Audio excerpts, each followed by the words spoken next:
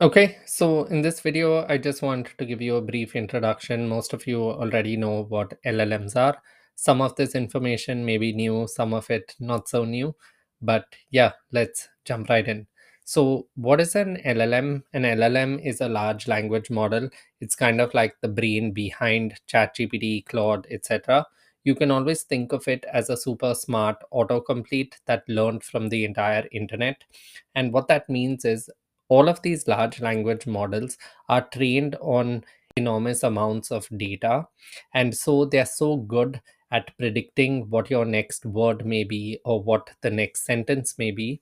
And that's kind of like how they work. They basically try to predict what word should come next based on patterns that they've learned, based on extensive data that they've been trained on.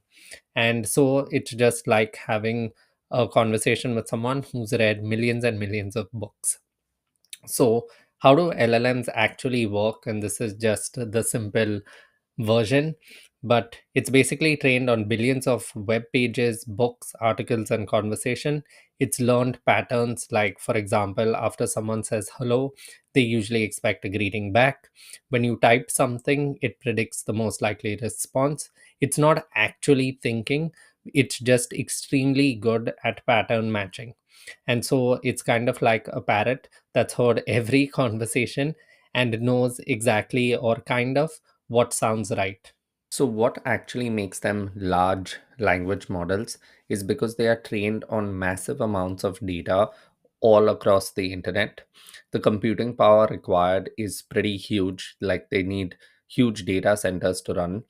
The parameters, which are kind of like the settings that control how these LLMs respond, and there are actually so many of them, but there are two broad types of parameters. First are internal, which are learned parameters, what the people who build these models are more concerned about. So the people at OpenAI who have built ChatGPT, or the people at Anthropic who have built Claude. So these are parameters like weights, biases, embedding layers, the number of neural network layers, and so on. And on the other hand, we have inference or adjustable parameters, which are more controlled by us who are working with the LLMs. So, a few to mention, there are more than these three, but these are the three most common ones. So, we have top K, which restricts the model's choice to the K most probable words at each step of generation. So, like we were discussing earlier, that a lot of these LLMs are basically prediction engines, right? They're trying to predict the next word, the most likely word. So top K is based on, say, again, a machine learning algorithm called K nearest neighbor. And again, like you don't need to know all of these technical terms to be able to use it, but it just restricts the model's choice. So it will choose the three most probable words or five most probable words, whatever the value of K has been set. Another one that we have is called max tokens. So this just sets a limit on the maximum number of tokens, or basically words or subwords, that a model can generate in a single response. And the third one here that we have is temperature. So this controls the randomness of the output. So a lower temperature makes the model's responses more focused and deterministic, while a higher temperature increases creativity and unpredictability. And what that means is, so when we're working with these LLMs, right, we give the LLMs a prompt as an input, and then we wait for an output. But largely, how the LLMs work internally is kind of like a black box. You don't really know what's going on. So, if you wanted it to produce, say, pretty much focused or deterministic answers, kind of like code would, or like closer to code, because it won't always give you the same answers. In that case, you would set a lower temperature. Whereas if you were using it for more creative work, you would use a higher temperature because you don't want each response to sound the same.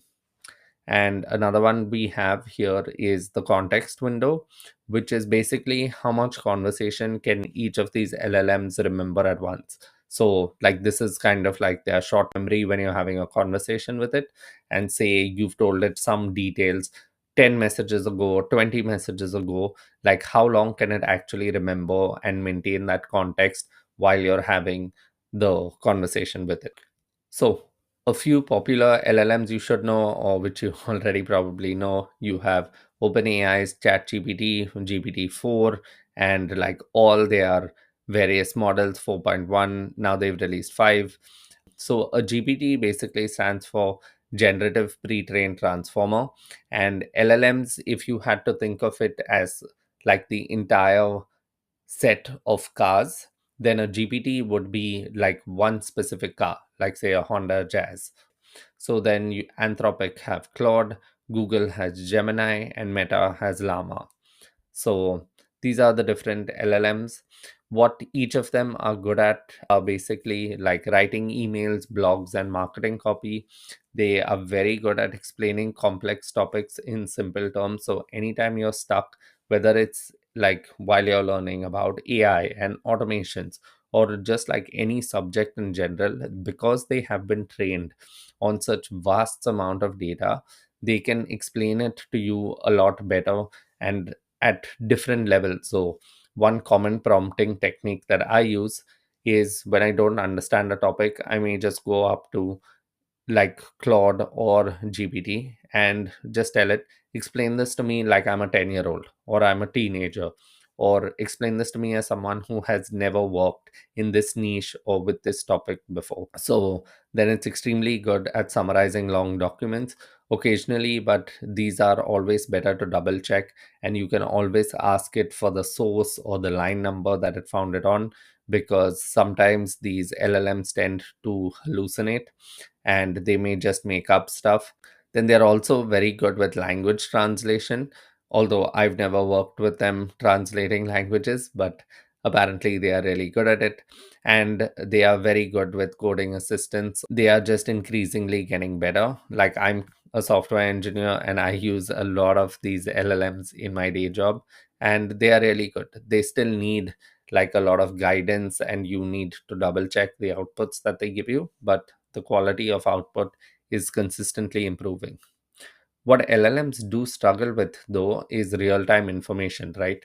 Because they have been trained on some amount of data, that data usually has a cutoff date. So, they may not always have the most recent information, but in a lot of cases now they are able to access the internet and find out like what some of the latest information is, if not all of it. The next thing they usually struggle with is math calculations, current events, or very recent information, consistent factual accuracy, because they can hallucinate facts. Because at the end of the day, they are still just prediction engines, and LLMs generate text by predicting the most probable next tokens based on patterns learned during training. So they don't truly understand content or have access to real time facts. And so, how you reduce the likelihood of hallucinations is you be more specific and detailed in your prompts. We will go over this in the clear framework. You ask for sources and request the model to cite where information comes from. You use like a RAG system, which is retrieval augmented generation. That's basically training your AI model or giving it context of very specific documents that you would like it to choose from. And say, perhaps if it didn't find any answers there, then it would say access the data it has been otherwise trained on more largely. It can break complex tasks into smaller verifiable steps. Like, so this again, as part of your prompt, don't give it very broad prompt. Try and narrow the scope of what it is you're looking for, and then iteratively build on it. Again, we will go over this in the prompt engineering exercises. And then always try to cross verify important information from multiple sources or fact check critical details, and always set clear boundaries with the LLMs and you're having conversations with them. Tell the model to say, I don't know, rather than guess when uncertain. And so, LLMs, how you use them in your automations is, so if you needed to generate personalized emails for each customer, create social media posts from blog articles or just social media posts in general, you can write product descriptions from basic features, summarize customer feedback for reports, draft responses to customer support questions, and so on. The applications are limitless. We are going to go over them throughout all our exercises in make.com and N8N. But this is a high level of what LLMs are. how they work, and how you can use them. Cool. That's it for this one. I'll see you in the next one.